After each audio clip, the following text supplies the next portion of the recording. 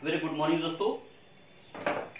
Team super 33 में सतीश आप सभी का स्वागत करता हूं। जैसा कि पिछले वीडियोस में आप लोगों ने देखा कि लास्ट 3 वीडियोस में मैंने पॉलिटी का बेसिक जो कॉन्सेप्ट था कि कैसे भारतीय संविधान बना, कब बना, कौन कौन सी समितियां थी और भारतीय संविधान में हमने कहां से कॉपी पेस्ट किया है, मीन्स कहां से क्या लिया है। ये तो मोस्ट इंपोर्टेंट क्वेश्चन है, लगातार एग्जाम में पूछा ही जा रहा है। इन सब पे चर्चा कर चुके हैं। जैसा कि मैंने बताया था, भारतीय संविधान में 22 भाग, 8 अनुसूची मूल संविधान में और 395 अनुच्छेद थे और उससे मैंने कहा था मैं एक एक भाग पर चर्चा करूंगा। तो उसी श्रृंखला में आज हमारा पहला भाग है संघ एवं उसके राज्य क्षेत्र। एक तो ये पूछता है कि भारतीय संविधान के पहला भाग किससे संबंधित है, तो पहला उत्तर आपका हो गया संघ एवं उसके राज्य क्षेत्र। दूसरा प्रश्न यहां से दोस्तों बनता है कि यह किस आर्टिकल से लेके किस आर्टिकल है, तो आर्टिकल नंबर 1 से लेके 4 तक। मीन्स भारतीय संविधान के भाग 1 में 1 से लेके 4 तक के सभी आर्टिकलों, जितने भी आर्टिकल्स हैं उनका समावेश किया गया है। अब बात करेंगे एक एक आर्टिकल पर जो इसके अंतर्गत आते हैं। तो सबसे पहले हम लेंगे आर्टिकल नंबर 1 दोस्तों।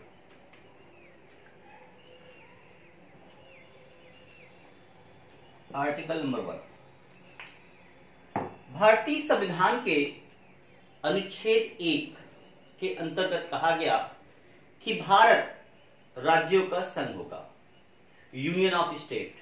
भारत जो है राज्यों का संघ होगा और यह संघ अविनाशी होगा। अविनाशी मीन्स जिसमें राज्यों को संघ से अलग होने की स्वतंत्रता नहीं होगी।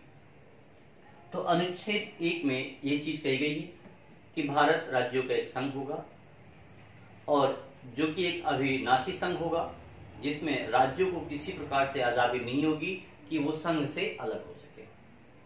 नेक्स्ट अगर बात करें हम दोस्तों आर्टिकल नंबर 2, अनुच्छेद 2, ये भी पूछा जाता कभी कभी, इंपॉर्टेंट है। इसके अंतर्गत भारत में पूरे संघ में नए राज्यों का प्रवेश बताया गया है कि आर्टिकल नंबर 2 के अंतर्गत नए राज्यों का प्रवेश कराया जाएगा। जैसे आपको पता है सिक्किम हमारे यहां नए राज्य के रूप में शामिल हुआ था, तो वो किस आर्टिकल के तहत, आर्टिकल नंबर 2। इसी में थोड़ा और आगे बढ़े तो आर्टिकल नंबर 3, आर्टिकल नंबर 3 इसके अंतर्गत नए राज्यों का निर्माण, उनके नामों में परिवर्तन और सीमाओं में परिवर्तन की चर्चा की गई है। जैसे नए राज्यों के निर्माण की बात करें तो आपका तेलंगाना आंध्रा से कट के बना हुआ है, उत्तराखंड यूपी से बना हुआ है। इस प्रकार न, और अक्सर बीच में नाम बदला करते हैं। जैसे बीच में अक्सर आपने देखा होगा पश्चिम बंगाल कई बार नाम ऊपर नीचे बदलने की चर्चा चल रही है। अन्य कई जैसे अभी आपका 1-2 राज्यों के और नाम चेंज किए गए हैं, पहले कुछ और बोलते थे, आज उनको कुछ हम और बोल रहे हैं। इस प्रकार राज्यों के नाम, उनकी सीमाओं में परिवर्तन अनुच्छेद 3 के अंतर्गत किया गया है। और नेक्स्ट बात करें हम आर्टिकल नंबर 4। अगर आप इन 2 अनुच्छेदों में परिवर्तन करते हैं, अनुच्छेद 2 और 3 में, अगर आप अनुच्छेद 2 और 3 में परिवर्तन कहते हैं तो अनुच्छेद 4 कहता है अनुसूची 1 और 4 में भी परिवर्तन करना पड़ेगा। अनुसूची 1 और 4 में भी परिवर्तन करना पड़ेगा। मैंने आपको बताया था भारतीय संविधान में जब बना था उस समय 8 अनुसूचियां थी। वर्तमान में अनुसूची की संख्या कितनी है? 12 है। तो इस प्रकार ये मात्र 4 अनुच्छेद आते हैं भारतीय संविधान के भाग 1 के अंतर्गत। देख लीजिए 1 से लेके 4 तक। तो भारतीय संविधान का भाग 1 कहां से कहां तक है? 1 से लेके 4 तक। अब कुछ इनसे संबंधित संविधान संशोधन हुए, कुछ चीज बनी, उनके बारे में चर्चा करेंगे जो यहां से पूछे जाते हैं। जैसे जिसमें आर्टिकल 2 और 3 का बेहतरीन इस्तेमाल किया गया है दोस्तों, आप समझ सकते हैं।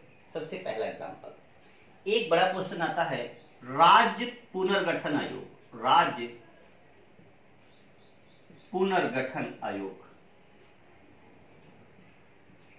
तो पूछता है इसकी स्थापना कब की गई है? 1956। और अलग अलग लोगों ने अपने अलग अलग मत दिए कि इस आधार पर राज्यों का पुनर्गठन होगा, लेकिन अंततः राज्य पुनर्गठन आयोग 1956 के अनुसार यह हुआ कि राज्यों के नामों में परिवर्तन ना किया जाए, परिवर्तन ना करके जो 4 कैटेगरीज बनी थी हमारे यहाँ A, B, C and D। Bharat में देशी रियासतें, राज्य, अन्य क्षेत्रों को 4 कैटेगरीज में बांटा गया था जो ब्रिटिश के अंतर्गत थे। अन्य प्रांत, देशी रियासतें और जैसे अंडमान निकोबार द्वीप, इन सबको 4 कैटेगरीज में बांटा गया था। इन चारों कैटेगरीज को खत्म करके फाइनली जो किया गया 14 स्टेट और 5 संघ राज्य बनाए गए। 14 राज्य और 5 संघ शासित क्षेत्र घोषित किए गए राज्य पुनर्गठन आयोग 1956 के नियम के अनुसार। और जो 4 कैटेगरीज पहले चल रही थी A, B, C, D, उनको खत्म कर दिया गया दोस्तों। अब इसमें से 5 क्वेश्चन बनते हैं। जैसे पहला क्वेश्चन, और ये जो था ये आपका 7वां, जो मैंने बताया 7वां संविधान संशोधन था। तो 7वें संविधान संशोधन के द्वारा राज्य पुनर्गठन आयोग 1956 के अनुसार 1956 ये कहा गया कि राज्यों के नाम में परिवर्तन ना करके, सीमाओं में परिवर्तन ना करके ऐसा किया जाए कि जो 4 कैटेगरीज थी A, B, C and D, इनको खत्म कर दिया जाए और मात्र 14 राज्य और 5 केंद्र शासित क्षेत्र घोषित किए गए। इसके बाद नेक्स्ट देखते हैं। कुछ समय उपरांत ऑपरेशन विजय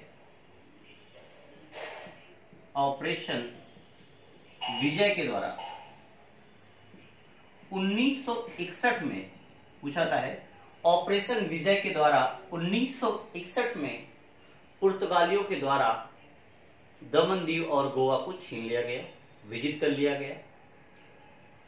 तो किस ऑपरेशन द्वारा? ऑपरेशन विजय के द्वारा। कब? 1961 में। किससे? पुर्तगालियों से। तो पहले गोवा दमन द्वीप पर किसका अधिकार था? पुर्तगालियों का था। ये क्वेश्चन पूछता है कब हमने छीना उनसे, कब विजय प्राप्त की? 1961 में।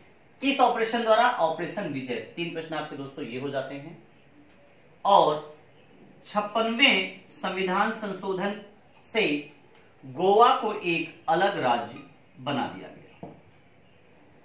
56वें संविधान संशोधन से गोवा को एक अलग राज्य बनाया गया। और जब उसके पहले 1961 में जब विजिट किया गया था तो ये आपका गोवा दमन दीव 6ठा संघ राज्य क्षेत्र बना था। 1961 में जब गोवा दमन दीव को विजिट किया गया पुर्तगालियों से, तो इसको 6ठा संघ राज्य क्षेत्र घोषित किया गया, गोवा दमन दीव। लेकिन कुछ समय उपरांत 56वें संविधान संशोधन के द्वारा गोवा को एक अलग राज्य का दर्जा दे दिया गया। ये चीज नोट कर लीजिए। और शायद ये 14वां संविधान संशोधन था। देख लीजिएगा इसको आप। नेक्स्ट बात करते हैं। इसी प्रकार अगर बात करें 35वें और 36वें, ये बहुत इंपॉर्टेंट, बहुत पूछ जाते हैं। 35वें और 36वें संविधान संशोधन, इस संविधान संशोधन से 35वें संविधान संशोधन से सिक्किम को दोस्तों सहराज्य का दर्जा दिया गया। जैसा कि मैंने अनुच्छेद 2 में बताया कि नए राज्यों का प्रवेश, तो यही है नए राज्यों का प्रवेश। सिक्किम नया राज्य था, भारत में शामिल हुआ। और 36वें संविधान संशोधन के द्वारा यह घटना है 1974 और पुनः 1975। तो 35वें संविधान संशोधन के द्वारा सिक्किम को सह राज्य का दर्जा 1974 में दिया गया। एक साल उपरांत नए संविधान संशोधन 36वें संविधान संशोधन से सिक्किम को पूर्ण राज्य का दर्जा दे दिया गया।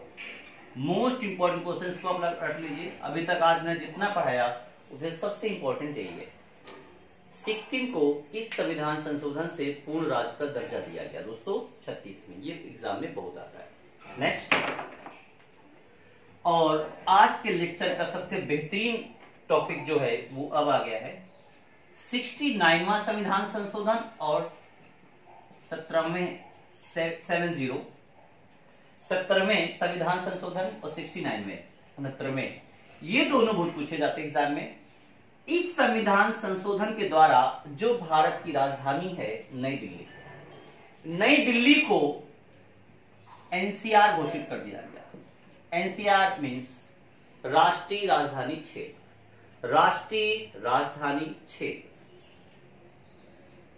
नेशनल कैपिटल रीजन, ये घोषित किया गया राष्ट्रीय राजधानी क्षेत्र। क्वेश्चन पूछता है किस संविधान संशोधन से भारत की राजधानी जो कि नई दिल्ली है उसको राष्ट्रीय राजधानी क्षेत्र घोषित किया गया, एनसीआर घोषित किया गया 69वें संविधान संशोधन के द्वारा।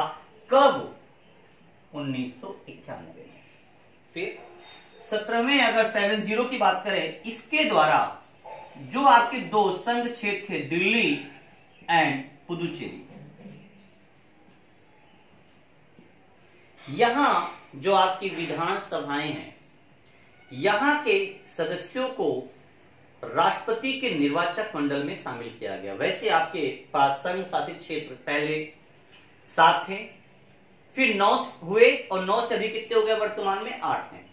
तो 8 में से दिल्ली और पुदुचेरी के जो विधानसभा के सदस्य हैं उनको राष्ट्रपति के निर्वाचक मंडल में शामिल किया गया।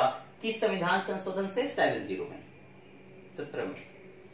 इसके बाद हम बात करें अगर अन्य प्रश्नों की, तो एग्जाम में जो पूछे गए यहां से,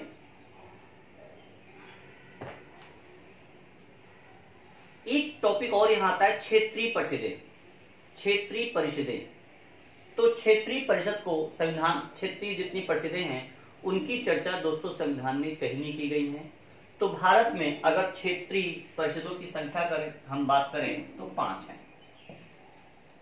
अगर हम क्षेत्रीय परिषद की बात करें, क्षेत्रीय परिषद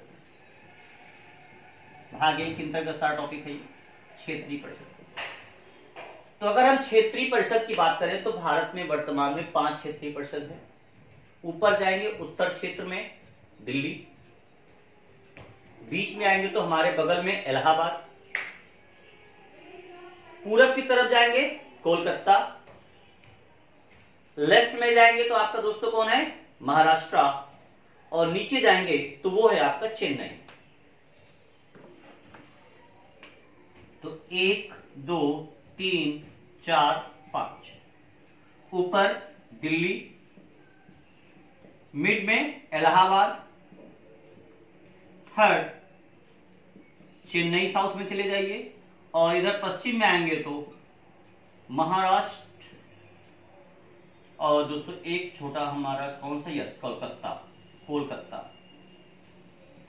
इसके बारे में पूछा गया है क्षेत्रीय परिषदों का गठन कौन करता है? तो इसका अधिकार दोस्तों है राष्ट्रपति को। यह क्वेश्चन पूछा गया है, क्षेत्रीय परिषदों का गठन कौन करता है? राष्ट्रपति करता है। इसका अध्यक्ष कौन होता है? यह भी क्वेश्चन एग्जाम में आया है।